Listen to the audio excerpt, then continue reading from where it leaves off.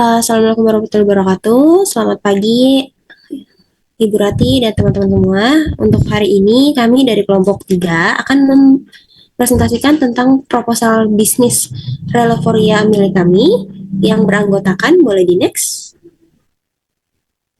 yang beranggotakan oleh Mbak Istiqomah, saya sendiri Deta Luzafia Fazara, ada Mbak Erika Nur Maulidina, ada Mbak Jenny Kasturi, dan Mbak Naila Lian Syatifa.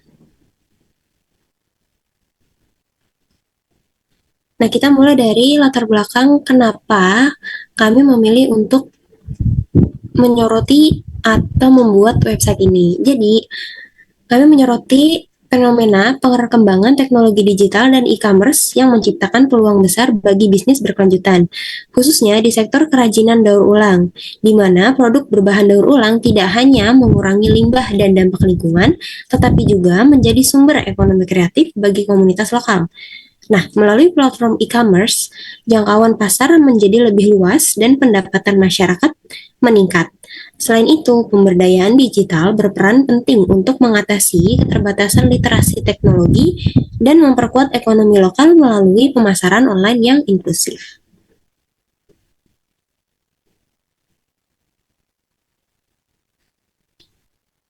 Nah, untuk bagian daripada identifikasi masalah, kami menemukan adanya fenomena rendahnya literasi digital dan kemampuan pemasaran komunitas lokal. Yang kedua, terbatasnya akses pasar untuk produk kerajinan daur ulang yang dimana akan kami solusikan dengan dibuatnya website Relevoria kami. Kemudian, masih minimnya kesadaran masyarakat terhadap ekonomi sirkular dan keterbatasan inovasi dan branding produk lokal agar mampu bersaing di pasar digital. Yang dimana kami menyoroti juga adanya peluang pasar. Yang pertama itu adalah tren green e-commerce dan gaya hidup eco-friendly terus meningkat di Indonesia.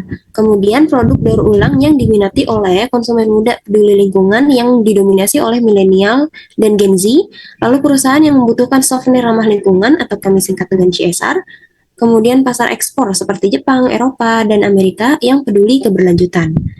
Lalu dengan strategi digital marketing yang tepat, kami berharap adanya potensi penjualan dapat meningkat hingga 30 hingga 50% di tahun pertama.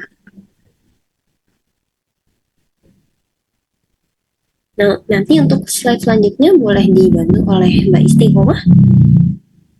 Oke, baik. Terima kasih Mbak Desta. Selamat pagi teman-teman semuanya.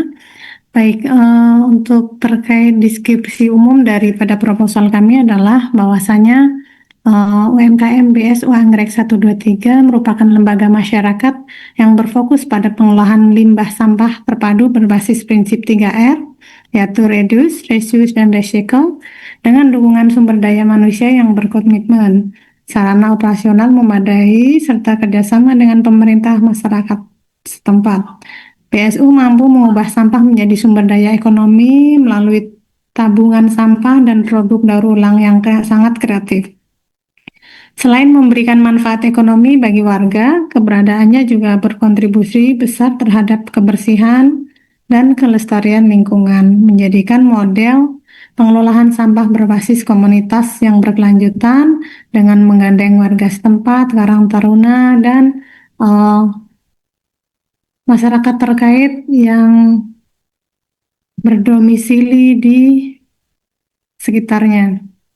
Kemudian untuk analisis potensi sumber daya sendiri, BSU Anggrek 123 memiliki potensi yang sangat kuat sebagai penggerak ekonomi sirkuler berbasis masyarakat yang didukung oleh SDM yang berkomitmen, sarana dasar, dan dukungan pemerintah serta warga. BSU juga mampu mengubah sampah menjadi sumber ekonomi produktif dan solusi dalam menanggulangi bencana alam di lingkungannya. Untuk keberlanjutan perlu penguatan sarana, manajemen, dan kemitraan agar dapat menjadi model pengolahan sampah mandiri yang berdaya guna. Terima kasih Mbak Desta. Baik, untuk slide selanjutnya nanti akan dilanjutkan oleh Mbak Naila. Silakan Mbak Naila. Baik, terima kasih Mbak Deta. Selamat pagi semuanya. Nah, di bagian saya akan menjelaskan tentang konsep produk dan spesifikasi desain awal dari platform kami yang bernama Reliforia. Nah, nama Reliforia ini berasal dari dua kata, yaitu relief yang berarti membantu bumi kembali pulih dan juga oria dari bahasa Yunani yang berarti tempat. Jadi, secara makna, Reliforia ini adalah platform karya yang membuat bumi lega kembali. Reliforia ini merupakan platform berbasis web yang responsif, jadi bisa diakses lewat desktop maupun mobile. Tujuan utama kami adalah menciptakan tampilan yang sederhana, bersih, dan juga alami supaya pengguna baik UMKM maupun konsumen bisa merasa nyaman saat menggunakan platformnya. Dari sisi desain sendiri, kami memilih 3 warna utama, yaitu yang pertama ada hijau, coklat, dan juga putih. Nah, warna hijau ini melambangkan alam dan juga berkelanjutan, sedangkan coklat menggambarkan unsur tanah dan juga kesederhanaan, sementara putih memberikan kesan bersih dan juga netral. Untuk jenis fontnya sendiri, kami menggunakan font Instrument Sans karena tampilannya modern, minimalis, dan juga tetap mudah dibaca di semua ukuran layar. Nah, secara fitur, di tahap awal ini Reliforia memiliki beberapa komponen utama, yaitu kayak katalog produk daur ulang, profil UMKM, dan lain-lain. Intinya, kami ingin membangun platform yang bukan hanya fungsional, tapi juga punya nilai visual dan juga sosial yang kuat, sesuai dengan tujuan dari Reliforia yang membantu bumi lega kembali. Oke, next, slide selanjutnya. Nah, untuk memastikan ide kami benar-benar dibutuhkan, kami juga melakukan proses validasi ide berdasarkan observasi dan juga wawancara kecil yang sudah kami lakukan kepada salah satu UMKM pengolah sampah di wilayah Bogor. Kami menemukan bahwa mereka masih kesulitan menjual produk daur ulang secara online karena keterbatasan media digital dan juga promosi. Nah, dari sisi pasar, kami melihat kompetitor besar seperti Tokopedia dan juga Shopee memang sudah mendukung produk UMKM, tapi belum memiliki fokus khusus pada produk daur ulang ataupun yang berbasis sosial lingkungan. Karena itu, target pengguna Reliforia ini kami arahkan pada UMKM pengolah sampah dan juga konsumen yang peduli lingkungan. Nah, nilai unik dari kami atau unique selling point-nya itu adalah bahwa Reliforia ini fokus sepenuhnya pada produk daur ulang dan juga memiliki tujuan sosial untuk mendukung ekonomi hijau. Nah, bukti validasi kami peroleh dari hasil observasi dan juga tanggapan konsumen yang menunjukkan ketertarikan terhadap produk eco-friendly itu sendiri. Nah, kedepannya arah pengembangan kami adalah seperti menambahkan fitur promosi atau pelacakan transaksi dan juga sistem edukasi lingkungan agar platform kami ini tidak hanya menjadi tempat jual beli saja, tapi juga media edukasi dan juga kampanye ramah lingkungan seperti itu. Jadi setelah proses validasi ini kami lanjutkan ke tahap kayak perancangan desain antarmukanya dan juga pembuatan prototipenya yang dijelaskan oleh teman saya selanjutnya. Mungkin itu saja Mbak Deta dari saya. Terima kasih. Baik, terima kasih Mbak Nela. Nah, untuk selanjutnya boleh dibantu oleh Mbak Joni. Silakan Mbak Joni. Oke, untuk selanjutnya saya akan menampilkan prototipe website yang sudah kami buat, yang dimana pada tampilan website ini di halaman utamanya terdapat kalimat welcome atau selamat datang pada website kami ini, dan terdapat button login yang dimana dari button login tersebut nanti akan mengarah ke halaman login. Nah, dari halaman login tersebut nanti user itu bisa mengisi username-nya dan juga password sebelum melanjutkan ke tahap selanjutnya, itu tahap jual beli. Nah, ketika klik login maka akan muncul halaman ini yang dimana terdapat 2 pilihan, yaitu bisa menjual dan membeli.